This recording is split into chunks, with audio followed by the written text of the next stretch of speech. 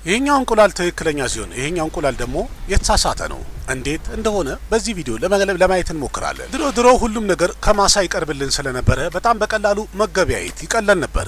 አሁን ላይ ግን እጅግ በጣም ጊዜው አስከፊ ደረጃ ላይ ደርሷል። እንደሚታወቀው ቅቤ ከሙዝ ጋርም ሆነ በርበሬ ከሸክላ ጋር ብሎም ደግሞ እንጀራ ከጀሶ ጋር እያበሉን ከርመዋል። ከሱም ደግሞ አለፍ ስንል አሁን ጊዜው የሱፐር ማርኬት ነውና በሱፐር ማርኬት በዓለም አቀፍ ደረጃ እየታሸጉ የሚቀርቡ እቃዎችም ፌክ መሆናቸው ይፋ እየወጣ ነው ያለው። ስለዚህ ብዙ ጊዜ የታሸጉ እቃዎችን በምንገዛ ሰዓት ላይ እንዴትና በምን እንለያለን የሚለውን በትንሹ ለማየት እንሞክራለን። ሰላም ጤና ይስጥልን። ዓለም ድንቅ ናት በሚለው ፕሮግራማችን ለዛሬ ደግሞ ለማየት እንሞክረው 5 የምግብ አይነቶች የተሳሳተ ገበያ ላይ ያሉ ፌክ ምግቦችን እንዴት እንለያለን የሚሉትን ለማየት እንሞክራለን። እነዚህ ምግቦች በዕለት ተዕለት የምግብ ሂደታችን ላይ በብዛት የምንጠቀማቸው ናቸው። እኛ ሀገር በብዛት ባንጠቀማቸውም ግን አልፎ አልፎ ይኖራሉ የሚባሉም አሉ። አንደኛ ደረጃ ላይ ያለው ፌክ ቢንስ ነው። ይህ እንግዲህ አኩሪ አተር ተብሎ በጣሳ ታሽጎ የሚመጣ ነው። በእርግጥ ኖርማል ሽሮ ምን በላባት አተር እንኳን እዚህ በማዳበሪያ ታሽጎ ከገበሬ ስለሚገዛ እሱ ላይ አስጊ ነገር የለም። ወደፊት ግን መስጋቱ ማይቀር ነው። በቪዲዮ ላይ የምታዩት አተር አይደለም። የተለያዩ ኬሚካሎችን ሚክስ አድርገው በፋብሪካ የሰሩት አንድ የአተር መሰል ሌላ ማጭበርበሪያ መንገድ ማለት ይቻላል። ይህ አኩሪ አተር ተብሎ በጣሳ ታሽጎ የሚሸጠው በዓለም አቀፍ ደረጃ የተለያዩ ምግቦችን ለመስራት የሚጠቀሙበት ሲሆን ትልቁ መለያው ውሃ ውስጥ አድርገን ልክ መጣድ ስንጀምር ወደ መቅለጥ ይሄዳል። ስለዚህ በሙቀቱ ውሃው ሲተን ይሄ ግን አተር መሳይ ነገር ወደ መቅለጥ ስለሚሄድ ውሃው አይገኝም። አተሩ ደግሞ ቀልጦ ላስቲክ ይሆናል። ሌላኛው አስገራሚና ትልቁ ነገር ደግሞ ለብቻው ሳይሆን ቀላቅለው የሚሸጡበት ሁኔታም አለ። ምክንያቱም ደንበኞች ይህንን ነገር ማወቅ እንዳይችሉ ተብሎ ተቀላቅሎ ስለሚሸጥ ብዙ ጊዜ ለመለየት ከበድ እንዲል ያደርገዋል። ይህም ደግሞ ጥቅማቸውን ያበዛዋል፣ ሰውንም ይጎዳል በደንብ ማለት ነው። ሁለተኛው ፌክ ሩዝ።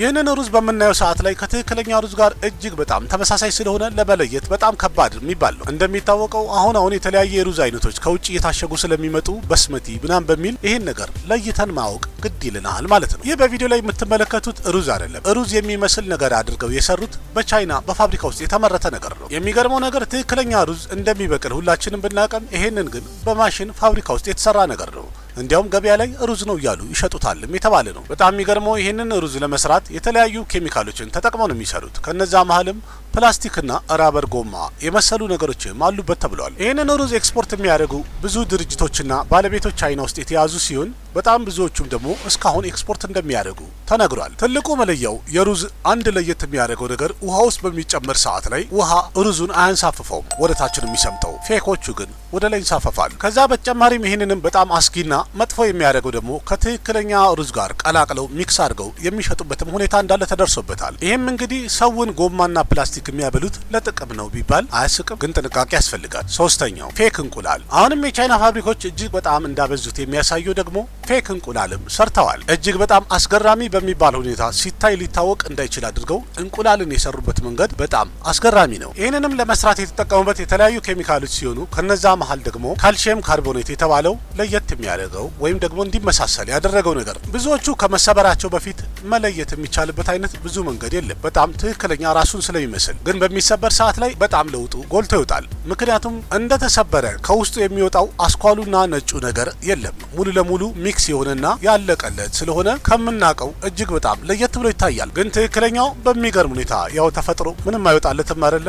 ነጩና ቢጫው ስለማይቀላቀሉ ትክክለኛ የትኛው እንደሆነ መለየት በጣም ቀላል ነው። በእርግጠኛ እንቁላል ከውጪ ኢምፖርት ስለማናረግ ላያስጨንቀን ይችላል። ግን ወደፊት ሄዶ አጠቃቀማችን የጨመረ ሲመጣ ኢምፖርት ስናረግ ይህን ነገር ማወቁ ጠቃሚ ነው ብዬ ነው የማቀርበው። አራተኛ ፌክ ኑድልሶችና ፓስታዎች። ትክክለኛው ወይም ከድሮ የምናውቀው ፓስታዎችና ኑድልስ የተባሉ ዘሮች በአጠቃላይ የሚሰሩት ከስንዴና የተለያዩ ጠቃሚ የሆኑ ኬሚካሎች አንድ ላይ ሚክስ ተደርገው ወይም ደግሞ ተቀላቅለው የሚሰራ ነገር ነው። ግን አሁን የኑድልስ ወይም የፓስታ ዘሮች ኤክስፖርት የሚደረጉ ወይም የተለያየ ሀገር ላይ የሚላኩት በጣም በብዛት ስለሆነ ብዙ ጥቅም ለማግኘት ሲባል የሰው ልጅ ያጠፋ ብለው ተጠቃሚዎቹ ወይም የሚያመርቱት ሰዎች በርትተውበታል። እጅግ በጣም ለጤና የሚጎዱ የተለያዩ ኬሚካሎችን ተጠቅመው የሚያመርቱት እነዚህ ኑድልስ ማንም ሰው ቢያያቸው በቀላሉ ፌክ መሆኑን ለማወቅ ይቸገራል። ምክንያቱም ራሱን ስለሚመስል። ግን በጣም የሚያስቀው ልክ ትንሽ እሳት ስትሰጡት ፕላስቲክ ስለሆነ ወዲያው መቀጣጠል ይጀምራል። አሁን ይሄ ኑድል ሳይሆን ፓስታ ሳይሆን ፕላስቲክ እንደሆነ በደንብ የሚያጋልጠው ወይም ልዩ የሚያደርገው ይሄ አይገርምም? በጣም። አምስተኛ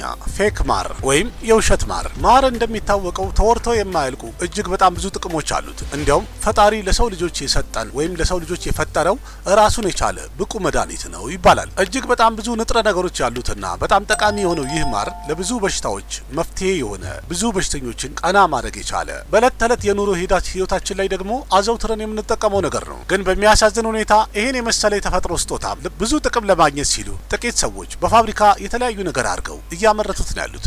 እኛም ሀገር ከስኳር ጋር የበጠበጡ ማቅረባቸው የተለመደ ነገር ነው አይደል? ግን ለየት የሚያደርገው የቻይና የፋብሪካ አሰራር። በቃ የተለያየ ነገር የማምረት አቅም አለኝ ብላ ቻይና እንግዲህ ምግብንም ፌክ እያደረገች እያመረተች ነው ያለችው። ማርንም ለማምረት የተጠቀሙት እጅግ በጣም የሚጎዱ ኬሚካሎችና ውሃን ጨምረው እንደሆነ የተነገረ ሲሆን ብዙ ተመራማሪዎችም እንዳሉት ከሆነ ይህንን መጠቀም ወይም ደግሞ ይህንን ፌክ የሆነ ማር መጠቀም የደም ግፊት መጨመር፣ ስትሮክና የተለያዩ በሽታዎችን የባሰ የሚያጋልጥ ነው ብለዋል። የዚህም መለያ መንገዱ ቀለል ያለ ሲሆን የክብሪት እንጨትን ከኋላው ላይ ማሩን ቀብታችሁ ብትለኩሱት እሳቱ ልክ ሰልፈሩን ሲጨርስ ወደ ኋላ መሄድ አይችልም፣ ወዲያው ይጠፋል። ግን ሌላኛው ላይ ወይም ፌኩ ላይ እንደዛ ቀብታችሁ ብትለኩሱት ተቀብሎ መቀጣጠሉን ይቀጥላል። ይህም ማለት የተለያዩ ኬሚካሎች ስላሉት እሳትን መቀበል ስለሚችሉ ፈጠን ብሎ የመንደድ አቅሙ ይጨምራል ብለው አስቀምጠውታል።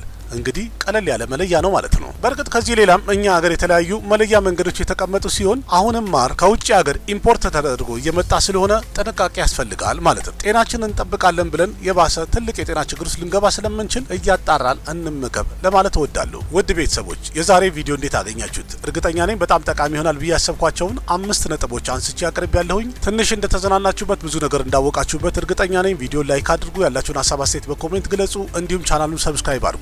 ጓደኞቻችሁም ሼር በማድረግ የቻናሉን ተካፋይ ቁጥር በዛ እናድርገው። አቅራቢያችሁ ቃሲም መካ ነበርኩኝ። ለነበረን ቆይታ አመሰግናለሁ። በሌላ ቪዲዮ በድጋሚ እስከምንገናኝ ደህና ሁኑ። ባይ ባይ።